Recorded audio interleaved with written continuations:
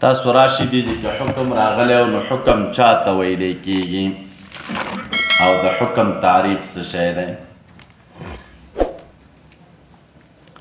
دا حکم چې دی مولوي صاحبانو په یو څو معناګانو باندې راځي. یوه معنا د حکم د نسبت ایجابي او سلبي.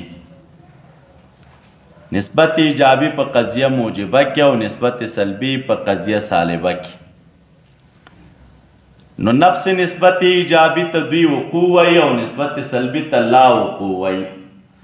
نو حکم عبارت دی د نسبت ایجابي او د سلبي نه. نسبت ایجابي او نسبت سلبي دا یو. دویم د حکم اطلاق کیږي په ادراک د نسبت ایجابي او سلبي باندې. دا اول سره فرق دا دی. اوله معنا کې ګوره نفس نسبت ایجابي او سلبي نو دا په مرتبه د معلوم کې دی او دا ادراک چې دی دا په مرتبه د علم کې دی. نو گویا کې علم په نسبت ایجابي او علم د نسب و تصور نه وي بلکې څه شی وي تصدیق وي.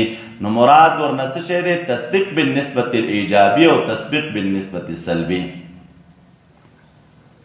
او دا تصدیق بالنسبت الایجابي چې اوسي نو د دنه بیا منطقیان تعبیر کوي په ایقاع او په انتزاع سره.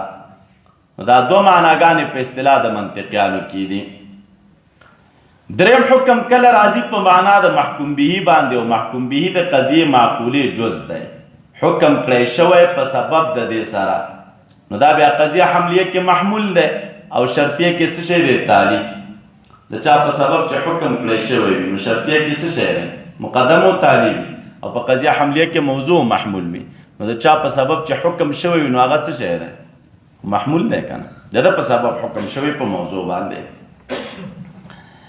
څلورم قول علما دا ذکر کوي حکم په معنا د مجموع القضیة المعقوله سره هم راځي. مجموع د قضیه معقوله او مجموع د قضیه معقوله څه شی ده؟ دا مرکبه مولوي صاحبانو د صور ثلاثه ولا دا قضیه معقوله. تصور د محکوم علیه او به، تصور د نسبت حکمی. نو دا درې وانه چې راغونډ کې نو دې ته ویل کېږي مجموعة القضیة المعقوله. خدا په هغه صورت کې چې ته تصور کړی او تلفظ دې پې نه یې کړی او په دې چې بیا کله ته تلفظ وکړې مثلا ودې ویلې زیدون قائمونه نو دې صورت کې بیا ورته قضیه معقوله نه ویلی کېږي. بیا ورته څه شی وایي ملفوظه. بیا ورته څه شی وایي ملفوظه. نو خلاصه دا راوتله چې یا حکم عبارت دی د مجموعې د قضیې معقولې نه. مجموعة القضیة المعقوله. پنځم یا حکم عبارت دی د اذعان نه په نسبت تام خبري باندې او دا اذعان حاصلیږي د دلیل نه په نظري قضیه کې ځکه نظري قضیه دلیل غواړي. او دغه رنګې مولوي صاحبانو د دې نه بیا تعبیر په چا سره کوي کله چې په قضیه اذعان راشي نو د دې نه دوی تعبیر کوي په تصدیق سره. نو څو معناګانې شولې پنځه. اله نفس نسبت ایجابي او سلبي، ادراک د نسبت ایجابي او سلبي یعنی حکم په نسبت ایجابي او سلبي باندې. دریم څه شی شو حکم په معنا د محکوم به سره. څلورم حکم په معنا د مجموعة قضیة المعقوله. پنځم حکم په معنا د اذعان سره په نسبت تام خبري باندې. بل پکې حکم شرعي دی. نو حکم شرعي چاته ویلی کېږي؟ نو د حکم شرعي تعریف دوی داسې کوي چې خطاب الله تعالی دا خطاب د الله تعالی دی چې تعلق لري د افعالو د مکلفینو سره بالاقتضاء والتخیر. بالاقتضاء دا بالاقتضاء والتخیر معنا څه شی ده؟ نو تاسو ته مې پرون په هدایه کې وویلې هلته مو خبره وکړله دې ځای کې یو طرف ته اقتضاء راغلی ده او بل طرف ته تخیر راغلی. نو دا اقتضاء به خالی نه وي، یا به اقتضاء د فعل وي او یا به اقتضاء د چا وي د ترک. یعنی یا به تقاضا د دې چې دا کار وکړي او یا به تقاضا د دې وي چې دا کار مه کوئ. نو که چېرته اقتضاء مولوي صاحبانو د فعل و نو بیا به یا مع المنوي عن الترک درته به وایي چې ګوره دا وکړه خو پرېږدې به یې نه پرېږدونه به یې منع کړی، یا به بدون المنع عن الترک وي. نو که اول و دې ته واجب و فرض وایي. واجب کې ګوره اقتضا د چا ده؟ د فعل ده، خو د ترک نه یې منع مقابلې چې پرېږدې به یې نه. او که دویم و منع عن الترک نه وه نو بیا به خالي نه وي، یا به فعل راجح وي په ترک باندې نو دا سنت او مستحب. او که اقتضا د ترک وه نو بیا به یا مع المنوي عن الفعل شریعت به ویلي چې مې کوه خو کوي به نه نو بیا حرام. او که بدون المنع عن الفعل نو دې ته بیا څه شی ویلی کېږي؟ مکروه. او دې ته بیا مکروه تنزیهي هم ده. مکروه تحریمي قریب چاته ده؟ حرامو ته. او تنزیهي چې ده مکروه ده چاته؟ حلالو ته.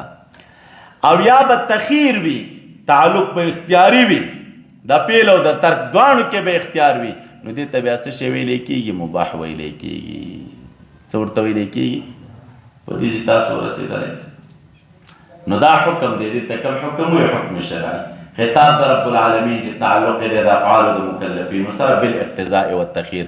نو اقتضاء او تخیر کې مو دوه خبرې وکړې. اقتضاء به یا د فعل وي سره د منع د ترک نه، او یا به بغیر د منع د چا نه، که سره د اقتضاء د فعل و سره د منع د چا نه د ترک نه، نو دې ته څه شی وایي؟